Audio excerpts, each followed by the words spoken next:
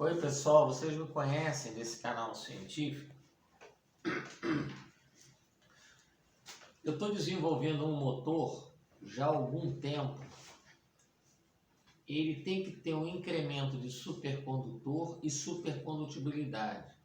Supercondutor a nitrogênio líquido e supercondutibilidade a nível de, por exemplo, ouro, tá? O cobre.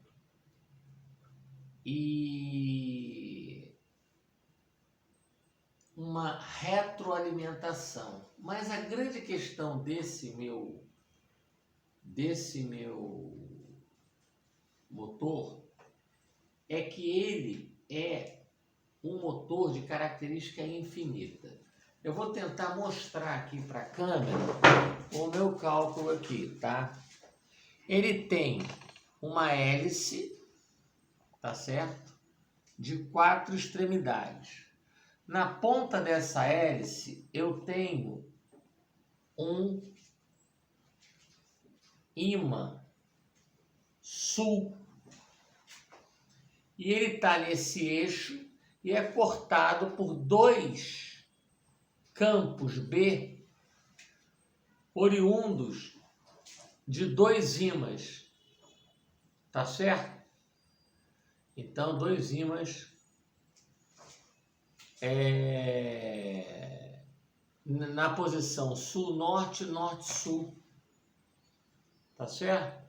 Ou seja, é claro que eu vou ter uma inversão do campo B aqui. Então, o que acontece quando linhas de campo B cortam uma bobina? Induz uma corrente, força eletromotriz. Então, essa hélice sul vai ser atraída por esse ímã norte e pela inércia ela vai buscar outra, vai ter um input. A gente tem um input inicial, tá? Mas essa hélice 1, ela vai ser atraída aqui pelo norte. Então eu só estou trabalhando com ímãs e uma hélice. Tá? Claro que preso uma bobina e fechando a bobina aqui que passa uma amperagem. Tá? Circulando nessa bobina. Força eletromotriz é constante de L dφ dt. Então o 1 vai ser atraído aqui pelo norte. Tá? O 1 é sul, vai ser atraído pelo norte.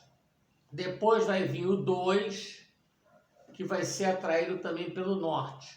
Depois vai vir o 3, a hélice 3, que vai ser atraído pelo norte. E depois vai ser a hélice 4, que vai ser atraída pelo norte. A princípio, tá? Enfim. E aqui você vai ter uma corrente induzida. Por exemplo, se você tem linhas de campo se movimentando em relação a uma bobina, você tem uma corrente induzida.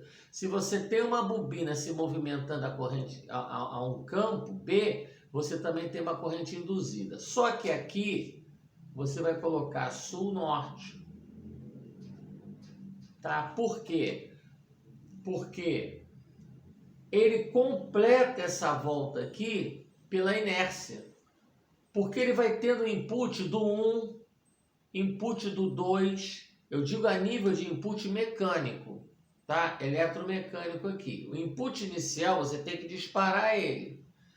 Mas depois que você disparou ele, a hélice 1 vai se aproximar. A hélice 1, que tem um ímã sul, vai ser puxada pelo ímã norte.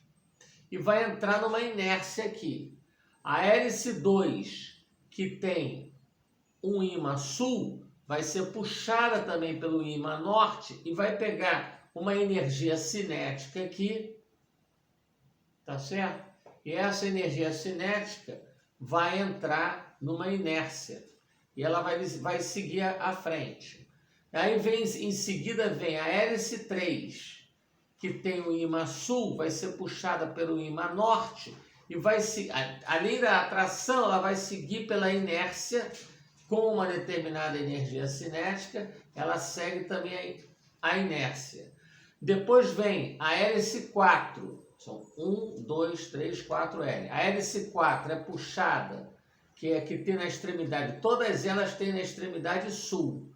E aqui é puxado pelo norte e vem por uma energia cinética, sai com uma energia cinética e com uma inércia ela vai completando o looping.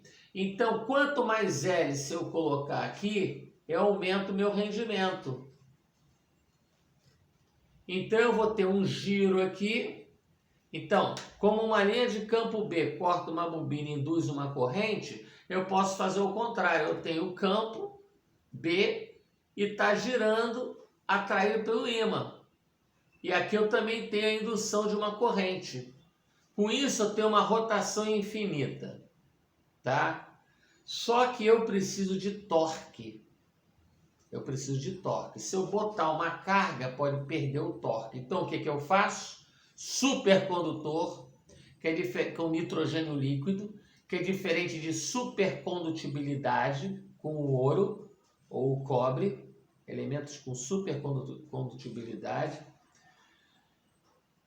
materiais compósitos com supercondutibilidade e que me ocasiona essa força eletromotriz é igual a L derivada do fluxo sobre o tempo, tá certo? E retroalimentação. Com isso, o ímã vai me mostrar, a atração dos ímãs nas hélices vai fazer girar e vai causar a lei de Faraday. Faraday, que força eletromotriz é constante de indutância derivada do fluxo pelo tempo. Ele é atraído, sai com uma energia cinética e tem aqui uma inércia. O que é inércia? Se está parado, tende a ficar parado, em movimento, tende a ficar em movimento. Aí vocês vão dizer, mas e aí? Como é que ele continua ganhando input? Porque vem a hélice 2, depois vem a hélice 3, depois vem a hélice 4. E isso aqui fica girando indefinidamente, tá certo? Com um campo B. Um campo B, porque se eu tenho linhas de campo B cortando uma bobina, eu posso ter uma bobina cortando.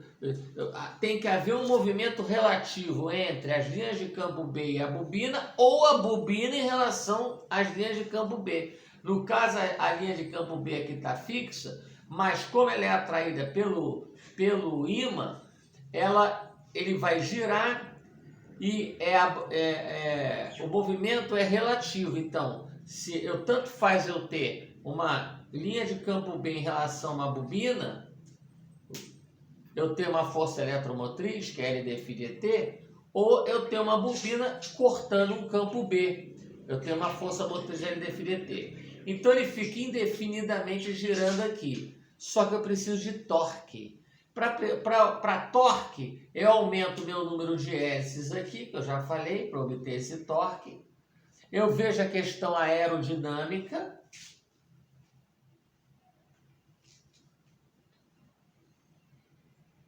E isso tudo que eu já falei, tá?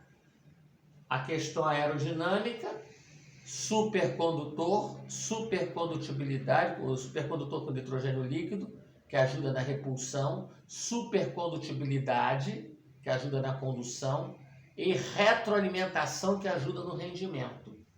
Ele fica girando sem carga indefinidamente, mas com supercondutor que ajuda na repulsão, supercondutibilidade e retroalimentação, eu ganho uma coisa chamada torque.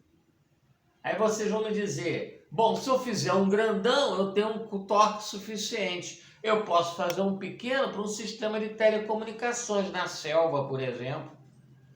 Para um sistema de radiotransmissão, tanto para a área civil quanto para a área militar. Tá certo? Bom, enfim. Eu estou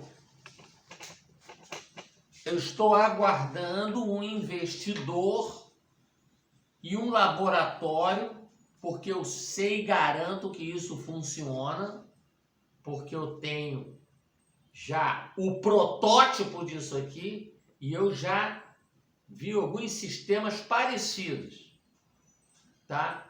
Só que o incremento do meu é 3 fatores: supercondutor com nitrogênio líquido, supercondutibilidade e retroalimentação, que dão torque. E você consegue montar um sistema de radiotransmissão. Um sistema de selva, por exemplo, na área militar para proteger a nossa Amazônia, né? E na área civil para transmitir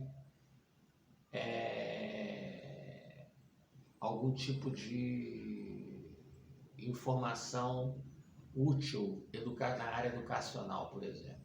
Muito obrigado em nome de Jesus Cristo. Não estou falando de religião, futebol e política. Sou cristão, respeitando todas as religiões, denominações e os agnósticos. Um abraço.